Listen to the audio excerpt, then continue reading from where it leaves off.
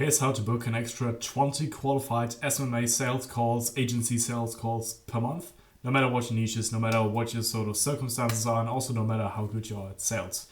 The reason why I'm making this video is because a lot of people are struggling with lead quality, like they're getting people on calls, but they give them all sorts of objections, they're getting struggles with that. The people don't have intent, they want to think about it, which is, by the way, also an objection. I can get into that later as well. And most importantly, they just don't have the money. And I just wanted to make a super quick video on how to avoid this because I struggled with that recently as well.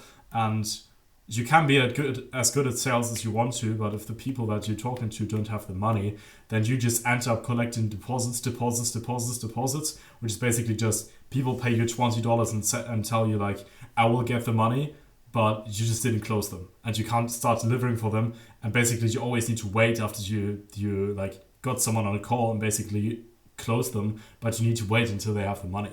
And it's way better if you just have people that can either just pay in full, pay you like a 2-split, basically them paying within 2 months or something, as opposed to obviously people, taking longer to pay. And also when people have a lot of money, then you can just charge like $10,000, $15,000 or more than that if you want to.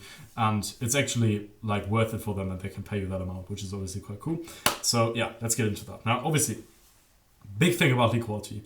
Most people think that they need better lead quality when they actually suck at sales. And the only real lead quality sort of thing is whether they have the money and they have the right business. And really, if they have the problem.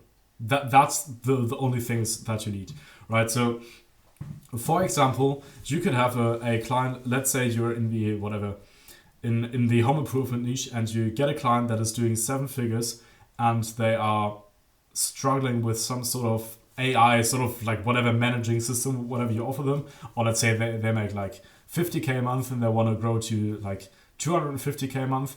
Like they have the problem and they have the money, but you just suck at sales. If you're not good at closing them and they tell you they need to think about it, then that's not bad lead quality. And also, if they have, maybe they don't make that much money, but they still have the money to sort of afford your service within a few months. Let's say your offer is $5,000 and they make like $4,000 a month profit, or like that, even if we were to say $2,000 a month profit, they would still be able to afford your offer if you just gave them like a 4-split to pay for that. Now, obviously that's not ideal, but that is still like, you wouldn't not take the call if people have that much money, if you're able to take the call. Like the only reason to qualify hard is if the call just doesn't make sense to take, right? That's the only scenario. And yeah, that's really it. The thing is, if you're good at sales, then lead quality plays a role really just in, do people have the right business? Because when it's the wrong business, you obviously cannot help them. If people don't have the problem, so let's say you offer like health coaching, but people just have great health, then they don't have the problem, right? Or things where you just don't have a product market fit. So sometimes I see this with people that offer like websites and without any sort of like real conversion mechanism, like not like you're going to get X many more leads with our website. It's just like, yeah, you have a website here, but then the people already have a website. Like then it's obviously not a fit in that sense. But yeah, it's the most important factor is really just money. And honestly, if you're not really good at sales yet, and you'll see whether you're good at sales yet when the only objection you're getting is like, oh no, like I just don't have the money, and you are collecting deposits, like you get people to pay you like $50 or whatever they have right now, and basically make them say like, okay, I will get that money later on. And they try that. Like if you have this happening, then you're good enough at sales. Otherwise, you probably suck at sales. If you're not that good at sales, then yeah, sure, qualifying will get you better results, but taking a call that's not qualified will still help you because you're having so much practice. Because at the beginning, you just need practice.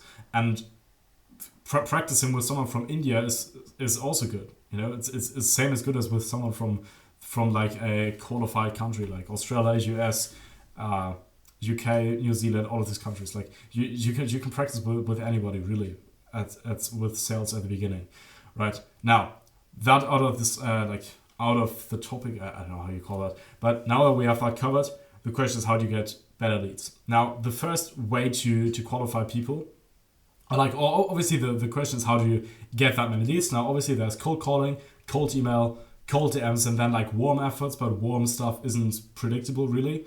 Like, I cannot predict how many calls I will book eventually from this YouTube video, right? And it's also like nobody on YouTube can really predict the calls that they're going to get. Same is with like referrals. Outbound or like ads, for example, instead are predictable. And ads is obviously another method, but ads is something that I don't want to get into because most of the time people that have qualification issues are not in place where they want to run like super high amounts of ads and all of that. You can just go to some ads guys content and watch that if you want to. But yeah, related to cold DMs, cold email, and cold calling. Now, honestly, the highest leverage thing is not going to be cold calling, because cold calling you need to do it by yourself, and then you need to teach other people how to do that, and that's quite stressful, and you need to manage these people. It can obviously work, but it's quite easy to just filter people by email or phone number. Now, obviously, it depends on your niche. If you have a niche where it's quite easy to see, you get them from like Google Maps or from like Apollo, and you can filter there. That's quite easy. Now, the first thing for email is you can literally just use Apollo or some other sort of like database tool where you can have them, and then you just filter them by categories. And their categories, they will make sure that you are contacting high quality leads, such as how many employees do they have in their company. If they have more than 5 employees, then they're going to be at a certain amount of revenue level that's necessary to afford your offer. Right? If they're at more than like 11 employees, then it's most likely they're making like 80k a month or something, or like way more than that, right? But like bottom line, like at least like 50k a month or something. Now, obviously, you can have a lot of employees and suck at like managing all of them and still have like low revenue, but it's not that common, right? So filtering by employees, and that's way easier than filtering by revenue, because no fucking database tool can accurately determine the exact revenue that someone's going to have. You can only guess. And these guesses are not as good as you will just have the results by filtering by things such as like employee count.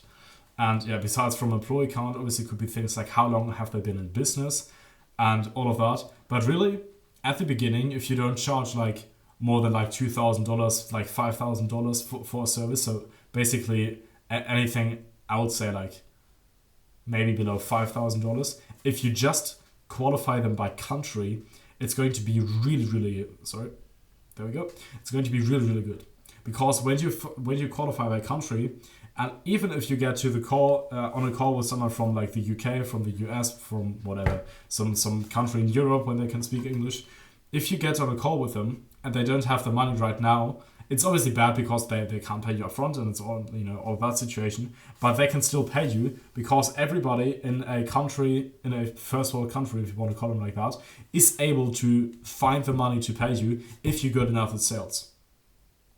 And if you're really good at sales, then they're also going to make sure that they find this money really quickly. Obviously, it depends a bit on their problem, but it's really possible. Like filtering by country, number one, super easy, because you can see the country from a person on LinkedIn.